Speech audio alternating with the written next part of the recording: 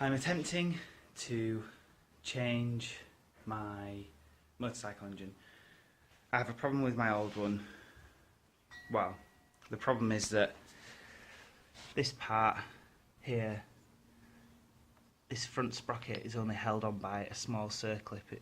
My engine is a pre-97 version of a BMW f650, and basically the splines on it have ground down to the point where the sprocket doesn't even really grip on anymore. So these bits here don't grip there. So this is a new old engine I've bought, which is a post-97 version, and it has a better locking mechanism, an actual nut that goes on the end, which keeps the sprocket in place, which in the long run is going to be a lot safer. Now, I know it's not pretty looking, it looks a bit beat up, but as long as it works, you know, as long as the actual engine works, then it'll be fine. So I've never really done anything like this. I've got my lovely shiny new tools out, which I'm pretty excited about, and got this laid out in the front room so I can put all the parts I'm taking off the bike, you know, lay them out with all the screws and fixings right next to them, so hopefully I should be able to remember. I mean, I'm also doing this video for the sake of being able to watch it back, so I remember what goes where and what I've taken out. So far I've only just taken these side panels off here and taken the bash plate off underneath, and I'll just keep filming bits as I go along, and hopefully it will be of some use to anybody else that needs to do this in the future. When I started off this morning, about last week, I found a video of somebody doing exactly the same procedure, dropping the engine from this bike, but since it's just completely disappeared, the YouTube video has. So when I woke up this morning, I've just been looking for it for ages, and eventually I thought, well, if I can't find it, I'm just going to have to give it a go myself. But luckily I took some notes from the video that I'd seen before, and I'm just going to give it a go and just see if I can manage it. I mean, the guys over at Motorworks where I bought the engine basically just said, yeah, it should be a fairly simple job to just swap the engines over, put some oil in it, connect everything back up and press ignition, and hey presto, it should just work. But as we all know in life, things aren't always that simple, so I mean, it might just work, hopefully, but yeah, I'll document it, and yeah, hopefully this helps people in the future as well. So on with a bit more. So a little update. I've taken some more parts off. I've got taken the windscreen off, and then I managed to take this bracket off, which then released the fairing that goes over the fuel tank, and then I managed to take the front fairing off and disconnected the indicators on either side. It's kind of been raining on and off, and I know that's not exactly the ideal. It's not exactly an ideal day or weather to be doing this, but it is supposed to abate at some point, so I've just been bobbing the cover back over and just doing a little bit as I can. And I'm a little bit hungover, so I'm having a fry up and making the most of the rainy weather, and then I'll continue on.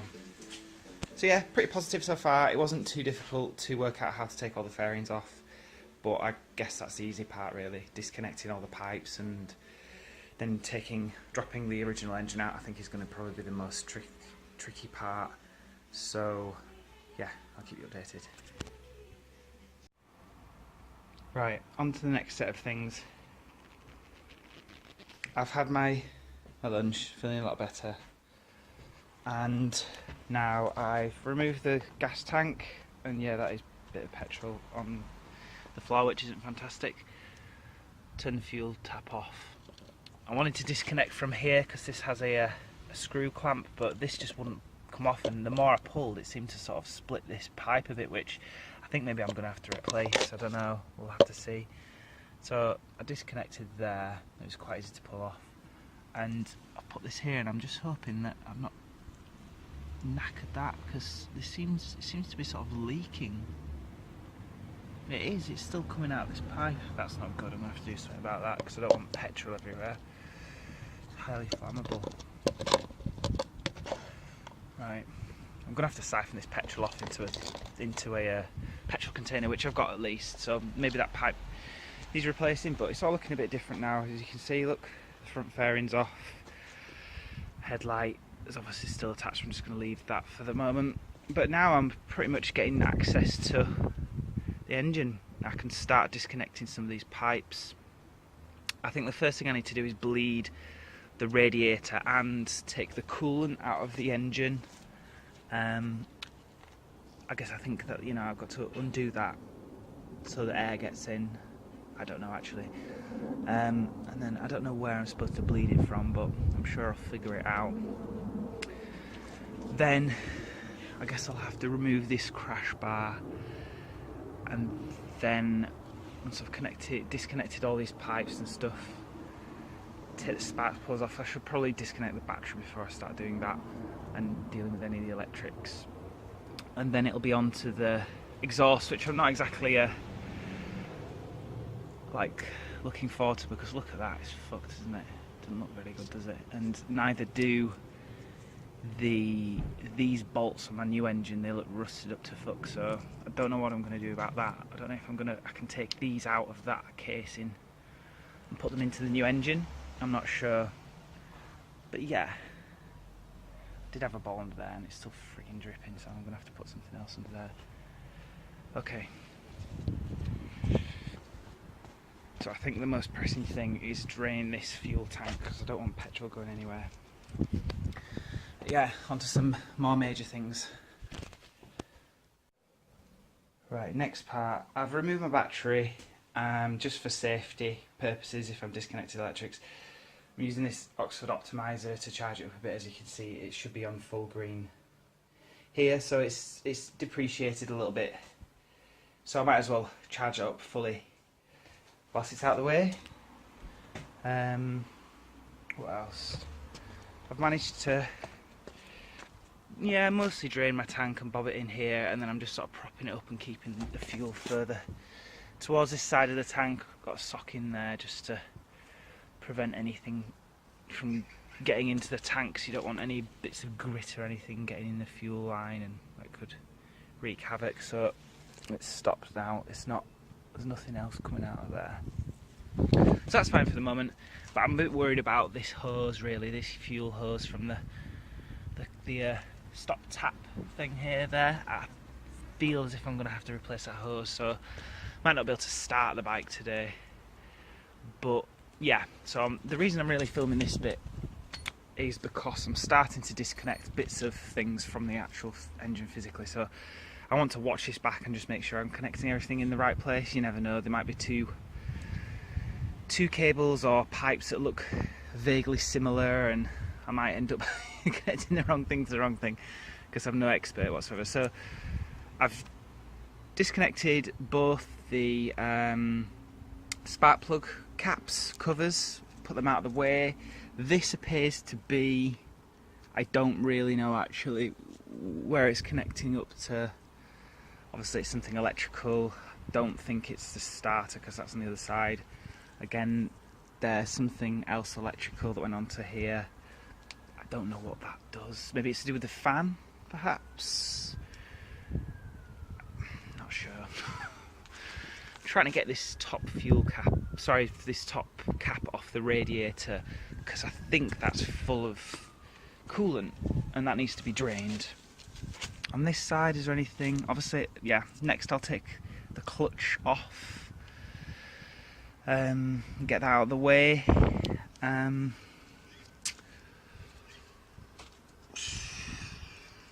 I could disconnect this up here, I reckon, maybe, because the new engine has a pipe connected to here already, and this one looks like it has, you see here, looks like it has cracked a little bit. I don't know if you can see that with the focus. There we go, there's a focus. So that's not looking good.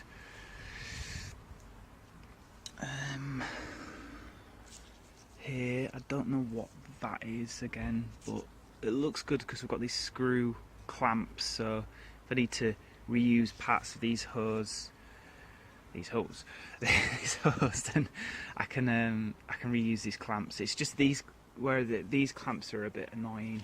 But like the factory ones, you can't.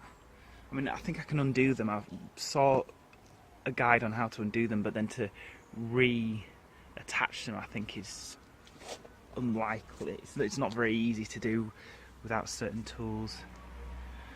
So yeah, on with this. I reckon I'll just get as many pipes disconnected as I can, but obviously first I need to work out how to drain the coolant out of the engine. I think that's the next step. Yeah. So yeah, I'm getting on with it. I mean, I think, you know, this might be one of the hardest parts really, because I'm doing this fresh, you know, but when I'm reconnecting stuff, at least I'll have a bit of an idea of what's what. But yeah, I've got plenty of the day left, plenty of light left, and I'll just keep cracking on with it. Right, a couple of hours in, and good news is it stopped raining and the sun has come out. I can't speak properly, which is pretty cool. And I've done some more things. I've got everything over my hands. I've cut my finger. I knew this was fairly inevitable. Or my thumb even there. So I've had a bit of blood. I've got tons of oil here. Some coolant which I may be able to reuse. I need to look at the colour grading of it, from what colour it was supposed to be originally and what colour it is when it's, you know, used or dirty. I mean, really I should just replace it. I don't actually understand what the hell that is and where I get it from, but I'll address that when I get to it. And yeah, I knew I'd probably make some mistakes, but this is pretty crap really. I didn't properly suss out where the drain bolt for the coolant on the engine was, and it is here. This unsuspecting bolt here. And all the coolant should come out, but stupidly, in my haste, I thought, oh, I'll just start disconnecting some pipes, and I knew some coolant would come out, but where did I disconnect it? I can't remember now. It wasn't over this side, it was this one here. So I disconnected this, and yeah, coolant came out everywhere from, let me get a better view. Coolant started coming out of here and here, and I've made a right bloody mess. There's a lovely nice mixture of coolant and oil on here. I'm gonna get the hose pipe out later once I've finished this. Fingers crossed, and I get this out on the street, clear it up nicely.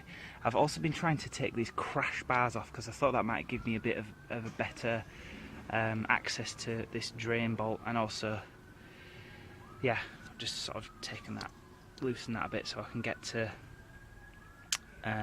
these connecting bolts which connect these crash bars to here. So I think, because I've taken the drain bolt out of the engine now, and it seems as if there's no more coolant coming out of it, then I should be able to take the radiator off now. And I reckon I could just go for it and take all the pipes off now, because I suspect, I don't think there's any more coolant or any more oil in the engine.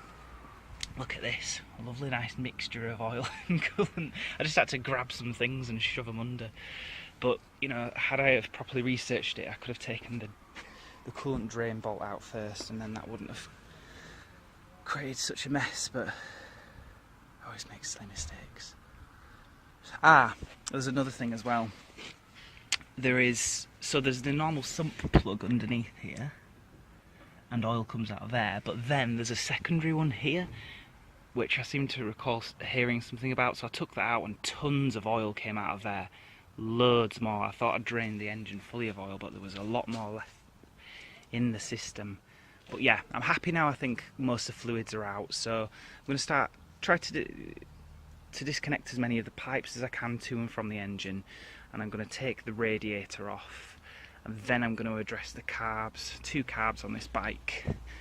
If I was a little bit better at knowing what I was doing, I'd try maybe refurbish them at this point, but you know, if it's not broken, don't fix it. So I'll take this bracket off, and then it's going to be really fiddly because the frame's all in the way. disconnect the manifolds, these manifolds from the engine, and leave them connected here. Hopefully I don't have to take these out of the place. Then I think it's going to be a case of taking the frame apart, and then from my recollection, the last thing I need to keep connected is these bolts here, and I'll be suspending the engine literally from just these bolts. But actually before that, I do need to disconnect, I think, yeah, here the swing arm is connected to the engine, so it's all just connected. So I think, I suspect when I take that out, I don't know, from the other side, I don't know if this is just a cap or something, I suspect so. Oh, there we go, yeah, it is just a cap, and there's a big fucking bolt in there. So I suspect when I take that out, the swing arm's going to drop. Now, there isn't much weight on the bike. I suspect the weight is mainly here, so I'm hoping the bike doesn't just fall back. You know, I don't think it will, but I've got some funny bits of wood in the house, and I'm going to have them just at the ready when I take this bolt out, just in case there's a bit of a, you know, well, actually, what am I on about? I'm talking crap, because you can see there's clearance underneath the wheel here. So obviously the weight is all just going on the centre stand, so that shouldn't be necessary actually. So, you know, I'm getting fairly on with it, you know, I'm doing okay. Made a right mess, but I can clean that up. I think this is going to be fairly easy, taking the exhaust. Well, I don't know actually, those bolts there are looking pretty bad. But yeah, so hopefully it should all, this next stage should be quite quick, but you never know, do you? Onwards. Before I start removing any more pipes, I just want to film this quite clearly to make sure I know what goes where. That came from there, that goes into there, into the top of the engine. And I've got this lovely thing here. That must be ground, an electric ground, and then I don't know what that is there. I need to reference what's connected to the engine already. But yeah, I'm just going to go ahead and disconnect some stuff now, try to get the radiator off as well. But first off, I need to work out how to remove these original factory clips, because if you can see, it's not like there's no fitting for a screwdriver or a key or anything. It's a case of breaking the clip, I think. So I'm just fingers crossed when I put this back together I've got enough of these screw clips to, you know, a sufficient amount to refit everything back on, but we'll just see. The sun is back out and I've finally managed to remove these crash bars with these lights. I've just snipped them because they're like aftermarket things, and one of them didn't work, they're LED lights, so I'm pretty sure I could rewire them anyway and put some electrical tape around there. I think one of them I need to replace really. Disconnected a few more pipes, but I've discovered something that doesn't look good. It don't look good.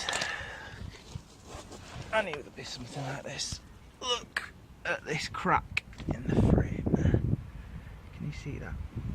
Look at that. That's not good, is it? Look. You see it? Fairly integral to the stability of the bike. And there's a big crack there. I mean, it's obviously a part I could replace, but it doesn't look like I'm going to be, you know, on the road in the next few days, that's for sure, even if I get this engine in properly. And I don't know if I've done, I don't think I've done that myself.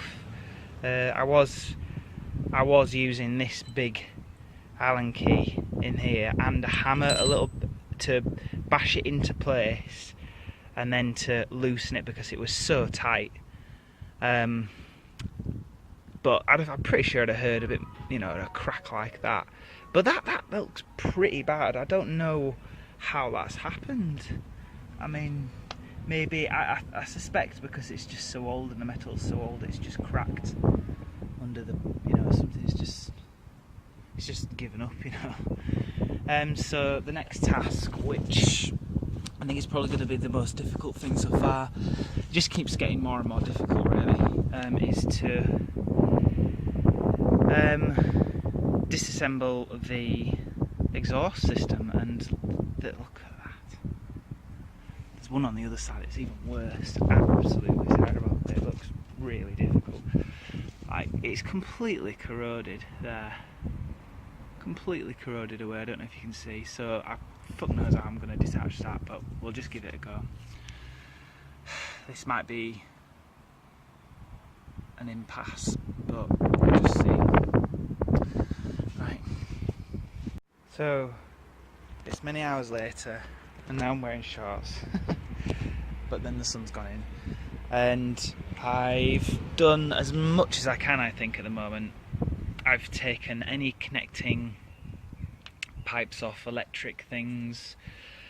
I've disconnected the manifolds for the carbs just there, and discovered the crack in the subframe here. Removed these, removed the foot pegs, and because of the crack in the subframe, I managed to just remove all this part here. Just slide that out and took these out. These were a right bitch to get out. They were really difficult. Disconnected the electrics, which are directly plugged into the engine. Taken the clutch lever off. As you can see, all the pipes that are connecting to other parts of the bike are disconnected. Starter motor connector taken off. What was this? This was a what do you call it? Negative from the battery. I've not taken that off. I'll give that a go in a minute, actually, before I stop. But I've run into two really big problems. It's basically, these are just corroded to hell. The top two on each side I managed to take off, but these are just impossible. They're not coming off. I've been using like one of my screwdrivers, an old screwdriver, as a bit of a chisel, just trying to sort of break the nuts loose. So, the end of day one, it seems. This is my front room now, or our front room. This is everything I've taken off the bike so far, which is pretty much all of it, apart from the engine and some parts of the subframe. Here's part of the subframe here with the crack. I've just been upstairs researching how much a new subframe would cost, and I think I can get one for 30 quid. So if I take off the the side stand, then I buy a new subframe for 30 quid, and that'll come on Tuesday. So that solves that problem. That's not too bad. Got my botched hose that I made, which I'm going to use in a minute to wash down the outside, because there's still all this oil and coolant all over the floor. So I'll give that a nice clean up, scrub that, see what I can do with it. These are full of oil and coolant, which I'm going to take to the tip and dispose of properly. I don't really want to be putting this inside because it's full of petrol. It's not a good idea to keep petrol inside the house, is it? Definitely not in a room that we're living in. So I'll put the proper cap back on it, and I'll keep this outside for the moment. But really, so really, the subframe, that problem's been solved. That's not too bad. 30 quid, not the end of the world. The real problem now is still these nuts to get off. And I've been having a look at some videos online, and it looks like I've watched one of Del Boy's garage videos, and he used a hole punch, like a punch and a hammer, to create like a hole into the side of the nut, and then was hammering it in the direction that would loosen the nut. So I'm going to have a little go at that now, but I don't have a proper like punch, so I'm just going to use like a really strong bit of metal and see if I can get some movement on it. Same with the other side. It's just a bodge really. But if I can, if I can get the thing off, and it doesn't matter, I don't care about it, I can buy new parts. Excuse me. This doesn't look too good, does it? Maybe I'll replace that whilst I'm here. And it's the same story with this little thing here. Gotta get that off. So what I've learnt so far: don't buy an old used bike, or if you do, be prepared to spend quite a bit of money on it and lots of time. But it has been a lot of fun, and I am enjoying it. It's kind of geeky, and I'm like learning things every minute, connected to what goes where. So, if I did break down on the road somewhere, I could diagnose problems a lot quicker, I think, now. So it's all a learning curve, isn't it? But I'll just show you the reason that I'm doing this whole thing is this. As I was explaining in the first video, if you look here, this is the pre-97 Funduro engine, and in BMW in their infinite wisdom decided only to create like a little groove here within which goes a circlip which keeps the front sprocket on. But you can see here, this is all worn away. Now I think how this happened was that the previous owner had fitted the front sprocket on the incorrect way, and it's somehow ground down these teeth here. So the predicament I was in was either take this engine off and strip it down and replace that gearbox output shaft, or buy a whole new engine and then sell this on. So I've opted for the latter, because basically I'd have had so much more work I'd have had to have taken. Once I'd have taken this engine out, I'd have had to have broken it down from the top to the bottom, replace that, which only costs about 60 quid brand new, and then reassembled the whole thing with some new gaskets. And it just seemed like a job that was a little bit too far beyond my own skill set, my current skill set. But maybe by the time I finish this sort of job, I might even have a go at taking this engine completely apart and rebuilding it, and then I'd be selling on basically a fully functioning engine, and I'd get more money for it. But yeah, so end of day one, that's where I am. Tomorrow or tonight I'll be ordering a new subframe, and then tomorrow maybe going to the hardware store and trying to buy a punch, and then to use the hammer and punch to get these free. Because once I get those free, this bottom one and the next one, then I can take the exhaust off, then I can take this subframe off, then I can get this engine out, and then I can put the other one in and fix it in somewhat, and then wait for the rest of the parts to arrive. So hopefully tomorrow I'll be able to achieve that, but that all rests upon being able to get these two things off. Yeah, right, I'm going to stop babbling on now.